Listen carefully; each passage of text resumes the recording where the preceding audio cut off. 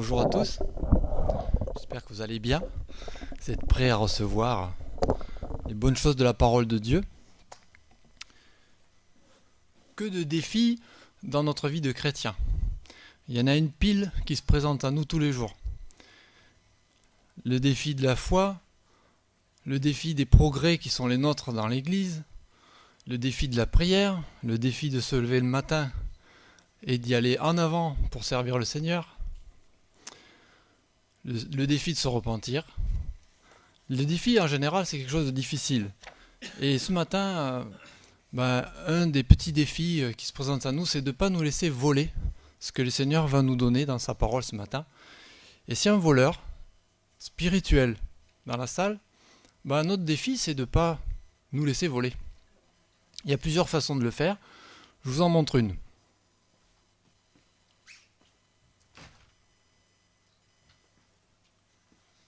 J'ouvre la fenêtre. Un esprit, ça se traduit roua, souffle. C'est un souffle. Quand il y a de l'air qui rentre, c'est un souffle. Quand on veut en faire sortir, on peut ouvrir la fenêtre.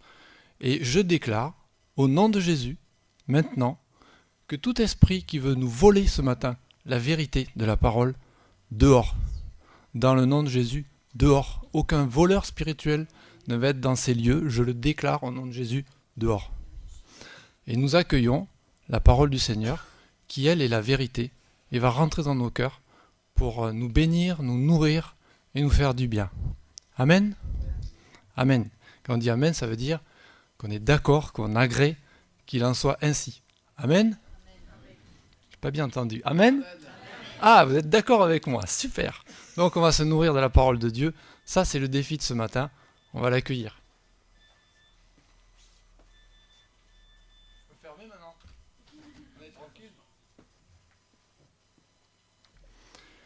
Alors un défi, c'est un but difficile à réaliser. On en a tous, pas que dans la vie chrétienne, ça peut être des défis au travail, avec les amis, avec la famille, il y a des défis partout. Et j'ai demandé au Seigneur quel défi sur lequel on peut se pencher ce matin. Et le Seigneur a déposé sur mon cœur le défi d'être un chrétien, mais dans l'Église. Les chrétiens parmi les chrétiens.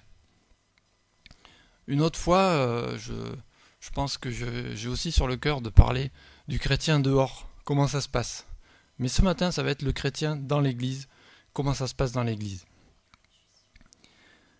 Et un des deux mots qui va revenir, qui seront les mots-clés de mon message, c'est que on est appelé à être des chrétiens dans l'église transparents et vrais.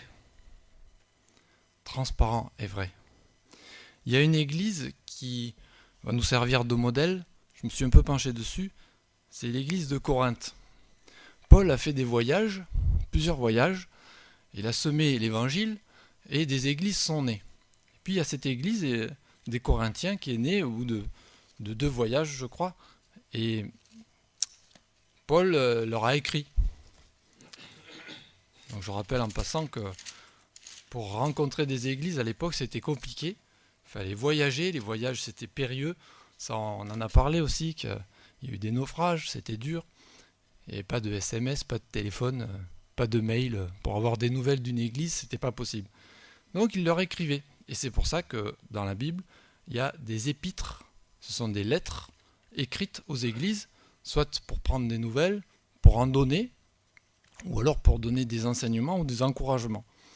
Et là, dès le début, on voit dans première épître de Corinthiens, il y a 2 lettres dans les Corinthiens, au chapitre 1, au verset 4, c'est donc Paul qui parle, et qui dit « Je rends continuellement grâce à Dieu, à votre sujet, les Corinthiens, pour la grâce de Dieu qui vous a été accordée en Jésus-Christ, de ce que vous avez été enrichis en lui, en toutes choses, en toute parole et en toute connaissance. » Quand j'ai lu ça, je dis « Waouh, la chance ! C'était une église, ils ont été enrichis en tout, en toute parole, en toute chose. » Est-ce que je peux dire pareil de l'église, de ma vie d'église? Est-ce que nous pouvons dire qu'on a été enrichis en toute chose, en tout point, en toute parole? Je continue, verset 6, « Car le témoignage de Christ a été fermement établi en vous. » Donc c'est une église bien posée, Ainsi donc, il ne vous manque aucun don. Waouh, ça fait réfléchir. Aucun don, et c'est le mot charisme ici. Aucun don spirituel. Dans l'attente où vous êtes de la révélation de notre Seigneur Jésus-Christ. Ça frôle la perfection. Je dis, waouh, c'est bien ça. Il vous affermira aussi jusqu'à la fin pour que vous soyez irréprochables. Alors, flirter avec l'irréprochable, waouh, c'est bien, ça donne envie. Et puis, on découvre au fil de cette épître qui étaient les Corinthiens. Donc ça, c'est, si on veut, comment on va percevoir les Corinthiens, cette église. Et j'ai voulu représenter ça, parce que vous savez que j'aime bien représenter les choses. Je sais qu'on ne peut pas mettre Dieu en bouteille, on m'a dit qu'on ne pouvait pas, mais on peut mettre les chrétiens en bouteille.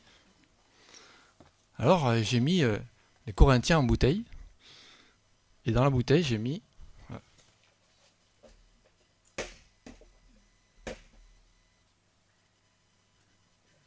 bon chrétien. Voilà, on voit un bon chrétien. Une belle étiquette, bon chrétien. On ne sait pas ce qu'il y a dedans, mais il y a des choses dedans. Mais on ne peut pas le voir. Parce que ce qu'on voit quand on lit juste le premier chapitre, c'est que c'est presque parfait, irréprochable, on ne voit pas dedans. C'est un peu embêtant. On poursuit, et on va directement à la fin de la deuxième épître de Corinthiens, et on va voir que c'est pas si rose que ça se présente. Et là, ça m'a beaucoup rassuré. Je me suis dit, des gens normaux, des chrétiens, peut-être autrement que juste avec une étiquette où c'est intitulé bon chrétien, où on peut rien dire, c'est bon chrétien, c'est lisse. Mais là, c'est beaucoup moins lisse, on va voir. 2 Corinthiens 12, verset 20. Donc Paul leur écrit une deuxième lettre et puis il leur dit « Je crains de vous trouver à mon arrivée pas exactement comme je le souhaite. Je crains de ne pas vous trouver à mon arrivée tel que je voudrais et d'être moi-même trouvé par vous tel que vous ne voudriez pas. En gros, je risque de pas être très sympa quand je vais venir. Je crains qu'il y ait de la discorde, de la jalousie, des animosités, des rivalités, des médisances, des racontards, de l'orgueil, des désordres. » Alors comment ces chrétiens-là, presque parfaits, ont pu en arriver là aussi. En fait, ils sont tout à fait humains et normaux. On continue. Je crains qu'à mon arrivée, mon Dieu ne m'humilie de nouveau à votre sujet et que je n'ai à pleurer sur plusieurs de ceux qui ont péché précédemment et ne se sont pas repentis de l'impureté, de l'inconduite et du dérèglement qu'ils ont pratiqué. En fait, le défi dans notre vie à l'Église, c'est si possible d'être de bons chrétiens, mais que ce qui est dedans, en fait, soit accessible à nos frères et à nos sœurs, au point que on n'ait pas honte de montrer ce qui est dedans, et que parfois même on doive s'humilier, se repentir, aller voir un frère, une sœur, lui demander pardon parce que on a eu des pensées mauvaises à son égard, à leur égard, ou des rivalités, ou des animosités. Parfois c'est des petites choses, mais ça suffit à Satan pour travailler dans un cœur avec une petite chose. C'est pas forcément des démons qui sont rentrés dans nos vies et qu'on doit chasser. C'est pas forcément ça. Ça peut être une parole qui commence à travailler dans notre cœur et qui comme un poison, de la jalousie, des rivalités. Le verset 1 du chapitre 13. Je vais chez vous pour la 3e fois. Toute affaire se réglera sur la déclaration de 2 ou 3 témoins. Quand on veut aussi régler des tensions ou des problèmes, nous ne nous contentons pas de juste avoir entendu dire que.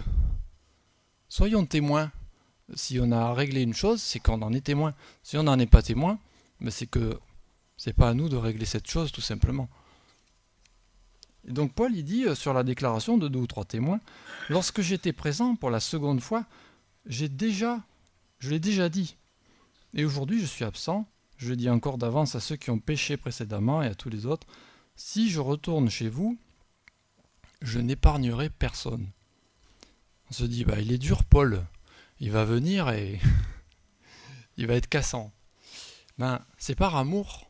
Et je pense que quand il l'a fait, c'était avec de l'amour pour dire courageusement, mettez le doigt sur des points qui divisaient les frères, qui séparaient et qui cassaient la communion fraternelle.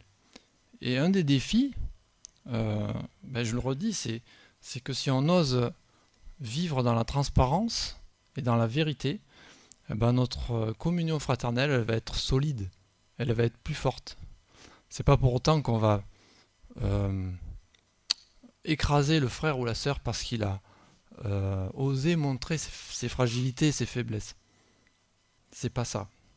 Alors j'ai préparé une deuxième bouteille qui serait une image d'un autre chrétien, mais qui n'a pas cette étiquette de bon chrétien. Et dedans, il y a des petites étiquettes, et on voit très bien.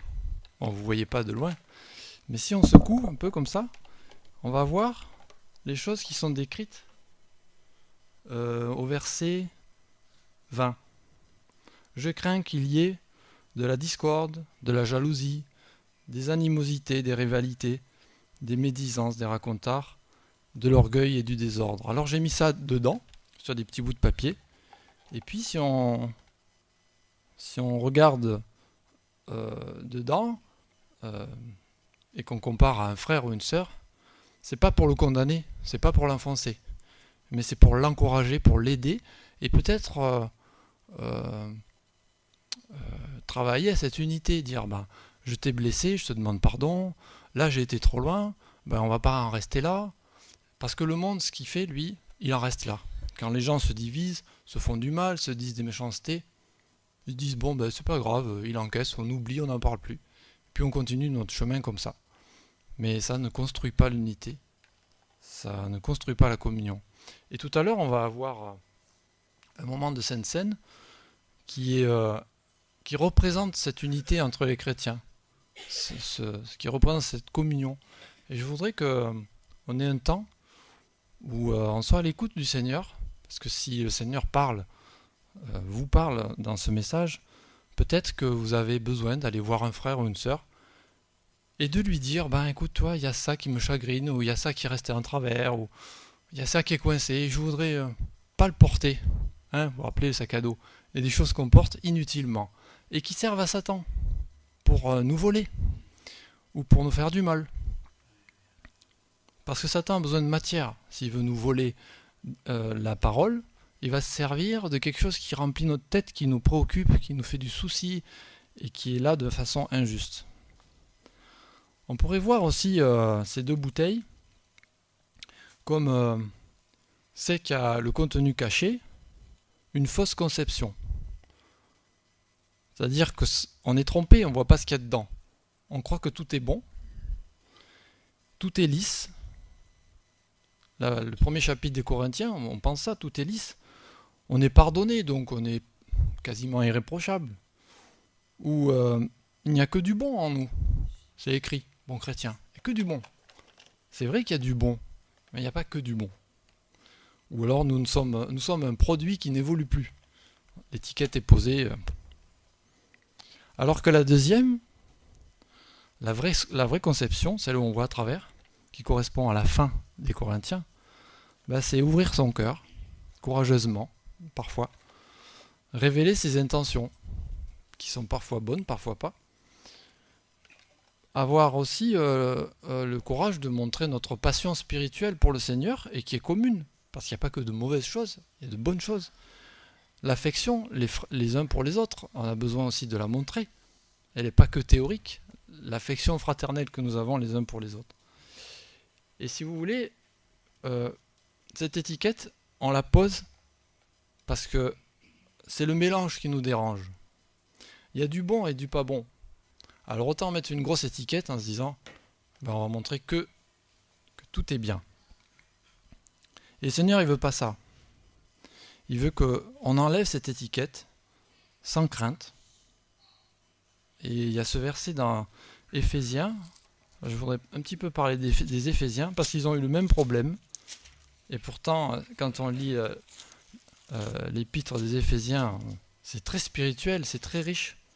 Et ils ont eu le même souci. Éphésiens 4, verset 32. Soyez bons les uns envers les autres, compatissants, faites-vous grâce réciproquement, comme Dieu vous a fait grâce en Christ. Ça, c'est les bonnes choses. On peut être bon et compatissant. Mais le verset 31 qui précède, c'est le même problème que pour les Corinthiens. Que toute amertume, animosité, colère, clameur, calomnie, ainsi que toute méchanceté soit ôtée du milieu de vous. Et il s'adresse à des chrétiens très spirituels, qui ont été bénis au début des Éphésiens. Il dit, vous avez reçu toutes les bénédictions spirituelles. Et puis là, il y a ces choses. Alors moi, je vous propose ce matin, pendant ce temps de Sainte Seine, d'oser faire ça.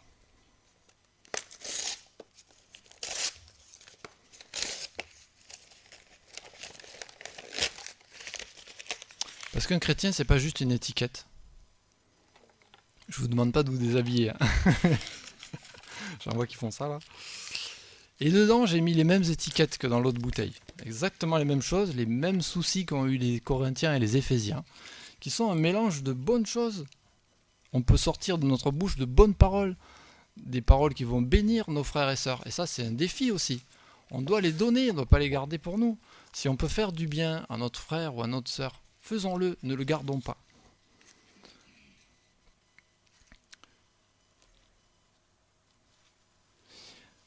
Les Éphésiens nous donnent quelques conseils. Parce que quand on a osé enlever l'étiquette, il faut gérer après.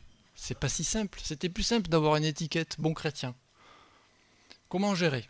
Alors les conseils sur les Éphésiens, au verset 26. On va lire un petit peu. Si vous vous mettez en colère, donc c'est possible. Ils sont chrétiens, ils peuvent se mettre en colère. Ne péchez pas. Que le soleil ne se couche pas sur votre irritation. Ne donnez pas accès au diable. S'il leur dit ça, ça veut dire que c'est possible de donner accès au diable. Que celui qui dérobait ne dérobe plus, mais qu'il prenne plutôt de la peine en travaillant honnêtement de ses mains, pour avoir de quoi donner à celui qui est dans le besoin. Capable de donner, mais capable de voler. Qu'il ne sorte de votre bouche aucune parole malsaine, mais s'il y a lieu, quelques bonnes paroles qui servent à l'édification nécessaire et communiquent une grâce à ceux qui l'entendent.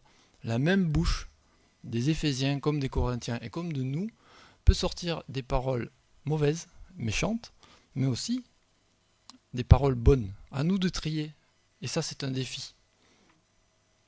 N'attristez pas le Saint-Esprit. On est capable de l'attrister. Le Saint-Esprit de Dieu par lequel vous avez été scellés pour le jour de la rédemption. Voilà, et la suite, je l'ai lu, qui décrit toutes ces choses qui peuvent sortir de nous quand on ose enlever cette étiquette. Je rappelle quand même que on peut être riche en tout, comme les Corinthiens. Verset 5, on va le relire. 1 Corinthiens, verset 5. Vous avez été enrichis en lui, en toutes choses. Et ça, on peut se l'approprier. Le Seigneur nous donne tout, en toute parole et en toute connaissance. Tout est là à notre portée. Osons ce défi d'enlever l'étiquette. Je pense que cette étiquette aussi, c'est beaucoup la peur. La peur de que l'image qu'on va donner à nos frères et sœurs, elle ne soit pas exactement parfaite ou bonne. Une bonne image de soi, on a envie de la donner, mais pas envie de trop se dévoiler. Si, soyons courageux. Jetons l'étiquette. Peur du regard des autres. On ne doit pas, tant pis. Soyons vrais, soyons honnêtes. Transparents. Peur du rejet. Oui, si je montre mes défauts, on va me rejeter. Non. Ça doit pas. Il y a un frère cette semaine qui m'a, dans une discussion, sorti cette phrase et j'ai trouvé ça très honnête et très courageux. Il m'a dit, j'ai une bonne nouvelle.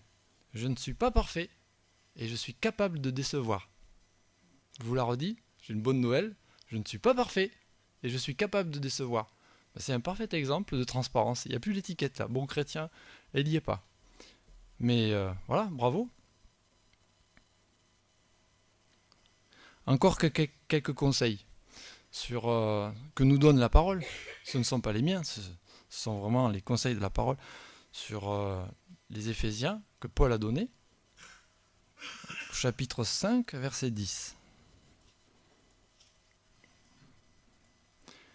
Il nous dit « Examinez ce qui est agréable au Seigneur ». À nous d'examiner. D'abord sur nous, après chez les autres. Peut-être qu'il faut un peu secouer la bouteille. Alors parfois ça secoue d'être transparent. Parce que, voilà, ça remue. Mais ça nous permet d'examiner. De regarder dans la bouteille. Verset 11, il nous dit « N'ayez rien de commun avec les œuvres stériles des ténèbres, mais plutôt dénoncez-les. » À nous de dénoncer les choses, que ce soit dans notre cœur ou dans le cœur de notre frère, qui ne les voit peut-être pas. Dénonçons les choses, mais avec amour, pas avec accusation, toujours avec amour. Le verset 15. « Veillez donc avec soin sur votre conduite, non comme des fous, mais comme des sages. » Je pense qu'il faut revisiter régulièrement cette bouteille, afin qu'il n'y ait pas de nouvelles étiquettes qui viennent se coller dessus. Le verset 21, « Soumettez-vous les uns aux autres dans la crainte de Christ. » Et ça, c'est aussi difficile, c'est un défi, d'aller voir le frère et la sœur et dire « Tu voudrais un peu regarder dans ma bouteille ?» Là, ça commence un peu à grincer et dire « Tant pis, je risque d'entendre des reproches ou des choses. » Mais si c'est dans un but de progrès, qu'on veut avancer, osons. Je lance le défi. Parce que quelque part, se soumettre les uns aux autres, vous vous rappelez de cette histoire de la paille et de la poutre, hein? On a envie d'enlever la poutre, la paille chez l'autre, alors qu'on a une poutre. Commençons par nous, mais ça ne veut pas dire qu'on ne doit pas aller voir les frères et sœurs. Allons voir les frères et sœurs, même si c'est une petite chose. Veillons les uns sur les autres, c'est Hébreux 10.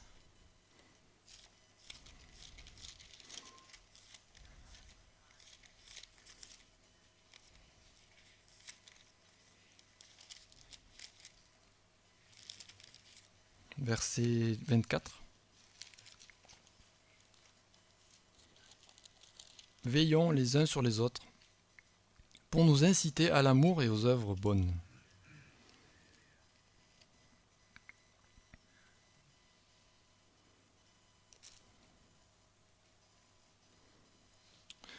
Je vais m'arrêter là, mais on va continuer avec la scène. Je voudrais qu'on puisse mettre en pratique toutes ces choses qui ont été dites. On va voir comment. La scène, c'est un moment de communion fraternelle, et le Seigneur Jésus est notre unité. C'est lui qui est la soudure entre nous, hein, parce qu'on est frères et sœurs en Christ. Et c'est un moment de communion qui est réservé donc à ceux qui se sont engagés avec le Seigneur. Ceux qui ne sont là que pour écouter, ou qui ne s'engagent pas avec Dieu, ou peut-être là pour la première fois, ou qui ne savent pas ce que c'est vraiment un chrétien. C'est pas pour eux. Ça sera pour eux quand ils auront fait ce pas de foi, de dire oui, moi je m'engage avec le Seigneur. Donc c'est réservé aux chrétiens. On va lire quand même, pour ceux qui ne connaissent pas, ce texte dans Luc 22, qui nous explique ce qu'est la Sainte Seine.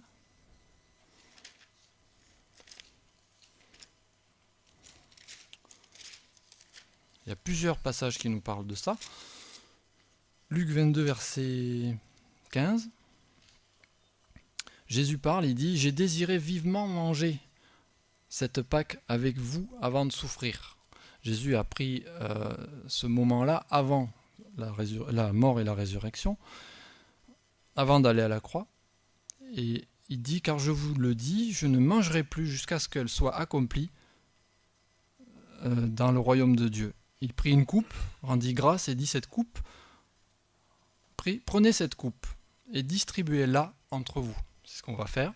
« Car je vous le dis, je ne boirai plus désormais du fruit de la vigne jusqu'à ce que le royaume de Dieu soit venu. » Mais c'est quand ce moment?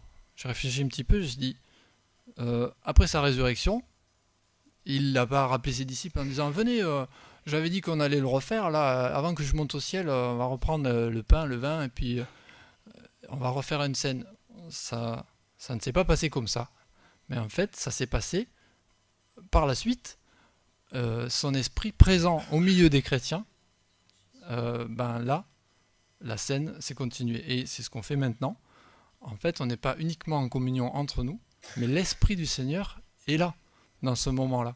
Et quand on sera au ciel, ça sera encore un moment différent de scène, où on sera en communion les uns avec les autres, mais là, on verra le Seigneur Jésus. Et je pense qu'on boira et qu'on mangera à nouveau ce moment-là, qui est un signe de communion. Je vais jusqu'au verset 20. Ensuite, il prit du pain, et après avoir rendu grâce, il le rompit et leur en donna. Ceci est mon corps qui est donné pour vous. Faites ceci en mémoire de moi. De même, il prit la coupe après le repas et leur donna en disant, cette coupe est la nouvelle alliance. C'est une alliance entre nous et avec le Seigneur en mon sang qui est répandu pour vous.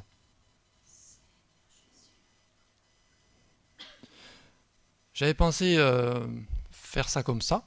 On pourrait, juste avant distribuer le pain et le vin, avoir ce temps de réflexion. Peut-être Déborah pourrait jouer quelque chose au piano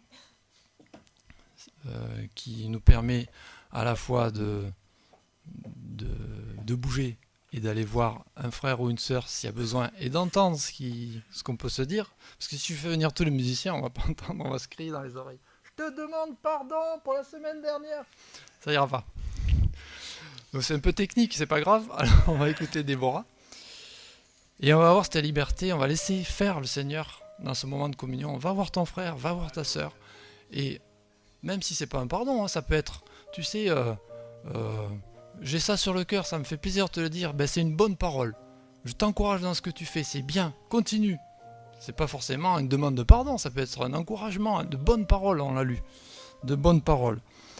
Un moment d'unité pour se dire ce qui est vrai. Il y a de bonnes choses qui sont vraies. Pour se dire ce qui est important. On a besoin de se dire les uns les autres ce qui est important. Peut-être que Saint-Esprit va vous pousser à aller voir un frère ou une sœur et vous avez besoin de lui dire une chose qui vous paraît importante pour lui. Je sais pas moi, continue dans ton travail ou fais confiance au Seigneur, ou relève le défi, vire ton étiquette. Laissez-vous inspirer par le Seigneur.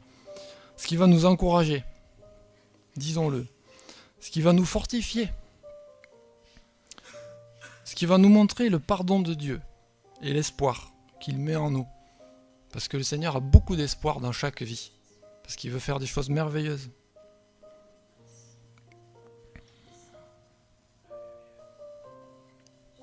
Pardonnons-nous aussi les uns les autres. N'ayons pas peur d'être transparents et vrais.